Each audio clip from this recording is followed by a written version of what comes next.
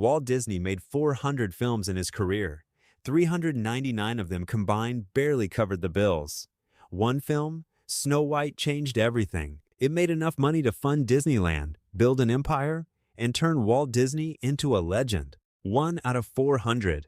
That's not a fluke. That's how the entire world of money actually works. This is Chapter 6 of The Psychology of Money. Tails, you win. This chapter introduces a concept that, once you understand it, will change the way you look at investing, business, and even life decisions. It's called tail events. A tail event is something that happens rarely, sitting at the extreme ends of a probability distribution, but when it happens, it carries massive consequences. Consequences so large that they dwarf everything else combined. Here's the uncomfortable truth that Morgan reveals. In most areas of finance, the majority of outcomes are driven by a tiny minority of events. Not 50%, not even 20%, sometimes less than 1%. Most investments you make will be average or even losers. Most business ideas will fail. Most decisions you make won't matter much in the long run. But a tiny handful of investments, ideas, and decisions will account for the vast majority of your results. And this changes everything, because it means failure isn't something to avoid. It's something to expect. It's built into the system. The price of admission for those rare, life-changing wins is a long string of average or losing outcomes. The question isn't, how do I avoid failure? The question is, am I in the game long enough for a tail event to find me? Let's look at our first story, the Walt Disney story. Let me expand on the Disney story because the details make it even more powerful. Walt Disney started his career in the 1920s. His first studio went bankrupt. His first successful character? Oswald the Lucky Rabbit, which was stolen from him by his distributor. He was broke, humiliated, and had to start over from scratch. So he created Mickey Mouse. Mickey was a hit, but Disney's early Mickey Mouse cartoons barely made money. The studio was constantly on the edge of financial collapse. Disney mortgaged his house. He borrowed from everyone he knew. His employees went on strike. Between the 1920s and 1937, Disney produced hundreds of short films. Most of them made modest money. Some lost money. None of them was a game changer. And then came Snow White and the Seven Dwarfs in 1937. People called it Disney's folly. The budget ballooned from $250,000 to $1.5 million, an insane amount during the Great Depression. Everyone expected it to fail. Snow White earned $8 million at the box office. In 1937 dollars, that single film generated enough profit to build a new studio, fund future films, and set the foundation for what would become the Disney Empire, now worth over $200 billion. One film out of hundreds. That's a tail event.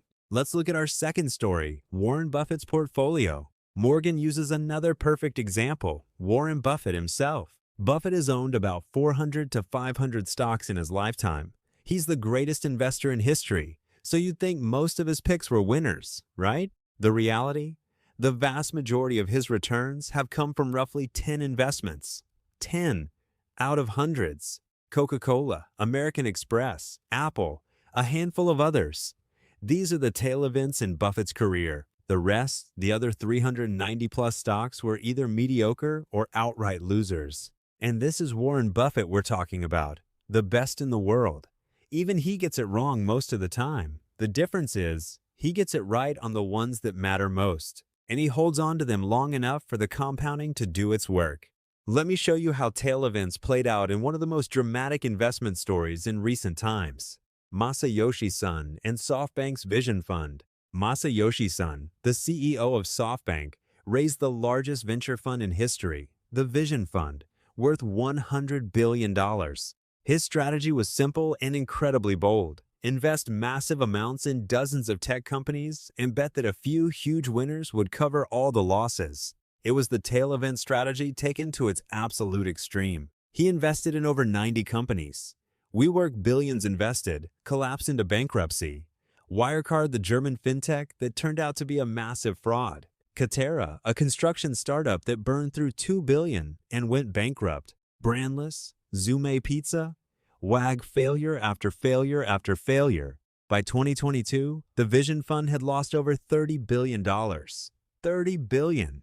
Financial media were calling it one of the worst investment funds in history. Masayoshi Son himself said at a press conference, and this is a real quote, "I am ashamed of myself." But here's where the tail event story gets interesting. Among those 90-plus investments was one company, Coupang, the South Korean e-commerce giant. SoftBank invested about $2.7 billion in Coupang. When Coupang went public in 2021, SoftBank's stake was worth over $35 billion at its peak. One company. Out of 90. Coupang alone, at its peak, covered all the losses from every other failed investment in the Vision Fund. And before Coupang, Sun had an even bigger tail event. Back in 2000, he invested $20 million in a small Chinese company nobody had heard of. That company was Alibaba. That $20 million turned into over $100 billion. One bet, $20 million to $100 billion. That single investment in Alibaba made Masayoshi Son one of the richest people on the planet. Not the 90-plus other investments, not the Vision Fund. One company, one tail event. And here's the lesson for you. Looking at SoftBank's overall record, most of their investments were failures. If you judge Sun by his batting average, he looks terrible. But you don't judge tail event strategies by batting average. You judge them by the size of the wins versus the size of the losses. Sun lost money on most of his bets, but the ones that hit Alibaba, Coupang hit so hard that they made everything else irrelevant. That's tails. You win. Now, I'm not saying go invest like Masayoshi Son. You don't have $100 billion, but the principle is the same at every scale. If you invest in a diversified portfolio, say 20 or 30 stocks, or a broad index fund, most of those stocks will be average. Some will lose money, but a few will be extraordinary, and those few will drive the majority of your returns. Your job is just to make sure you own them and don't sell them too early. Tail events don't just apply to stock markets and venture capital. They also apply to life. Think about your career. How many job applications, interviews, and rejections did you go through before you got the one opportunity that actually changed your trajectory?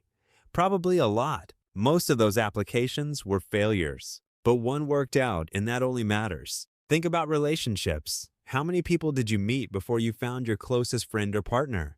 Dozens? Hundreds? Most of those interactions led nowhere, but one or two became the most important relationships of your life. Morgan Point is profound.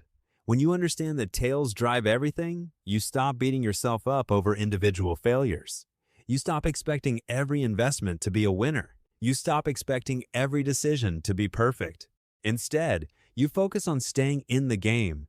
You focus on taking enough shots. You focus on not letting any single failure knock you out entirely, because the next one might be the tail event that changes everything. I'll tell you how this chapter changed my mindset practically. Before reading this, every time an investment went down, I felt like I had made a mistake. Every stock that dropped, every mutual fund that underperformed for a quarter, I'd think, I picked the wrong one. I should switch. I should sell. After reading this chapter, I stopped panicking about individual outcomes. I now understand that in a portfolio of 20 or 30 investments, I should expect most of them to be average. What matters is, do I own the one or two that will be exceptional? And the honest answer is, I don't know which ones those will be. Nobody does. Not even Warren Buffett knows in advance which of his picks will be the blockbusters. So my strategy is simple. Diversify broadly. Hold patiently. Don't sell winners too early just to lock in profits. And never, ever let a single bad investment make me quit the entire game. Because somewhere in my portfolio or somewhere in my future, there's a tail event waiting. I just need to be around when it shows up. There are 3 takeaways from this chapter. First, diversify. You cannot predict which investment will be the tail event. Nobody can. So own a broad basket, index funds, diversified mutual funds, multiple asset classes. The more shots you take, the higher your chance of catching a tail event. If you concentrate everything in one stock or one asset, you're betting that you can predict the unpredictable. You can't. Second, don't sell your winners too early. This is the biggest mistake retail investors make. A stock goes up 50% and they sell to book profits. Then it goes up another 500%. The entire logic of tail events is that a small number of investments will generate enormous returns, but only if you hold them long enough.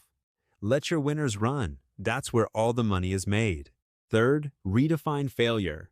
Failure isn't the opposite of success in a tail event world. Failure is the cost of success. Every failed investment, every rejected job application, every business idea that didn't work are not the evidence that you are bad at this. They're the admission fee for eventually finding the one that works spectacularly. That's Chapter 6, Tails, You Win. The chapter that proves you don't need to be right most of the time. You just need to be right big a few times and survive long enough for it to happen. In the next video, we're covering Chapter 7, Freedom, and it might be the most personal chapter in the entire book. Morgan argues that the highest form of wealth isn't money, cars, or houses. It's the ability to do what you want, when you want, with whom you want, for as long as you want. And he makes a case so convincing, it might change what you're working toward entirely. If this video made you rethink how you look at success and failure, hit that like button. Subscribe and join the series. We're going deep, chapter by chapter. And tell me in the comments, what's one failure in your life that eventually led to something great? See you in the next one.